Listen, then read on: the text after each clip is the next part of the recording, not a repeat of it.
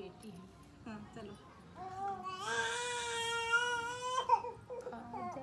आ जैसा सुइया बौरान बा बिना मारे बौरान बा। आ जैसा सुइया उधान बा बिना मारे बौरान बा। बिना मारे बौरान बा। हम अपना तो खाए लड्डू और पेड़ा, अपना तो खाए लड्डू और पेड़ा, लड्डू और पेड़ा हो लड्डू और पेड़ा। हमका कहे दोना चाट ले बिना मारे बौरान बा। हम जा कहे दोना चाट जा बिना मारे बौरान बा। आ जैसा सुइया उधान बा बिना मारे बौरान बा।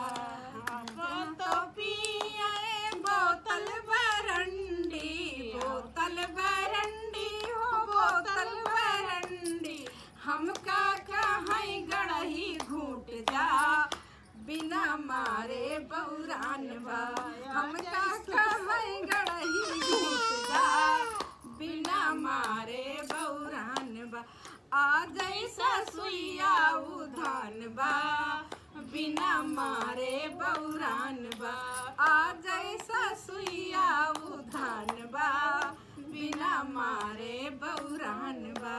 हमका तो अपना तो खाई खैरा सुपारी, अपना तो खाई खैरा सुपारी। हमका कहीं चूना चाटला बिना मारे बौरान बा। आ जैसा सुइया उधान बा बिना मारे बौरान बा। आ जैसा सुइया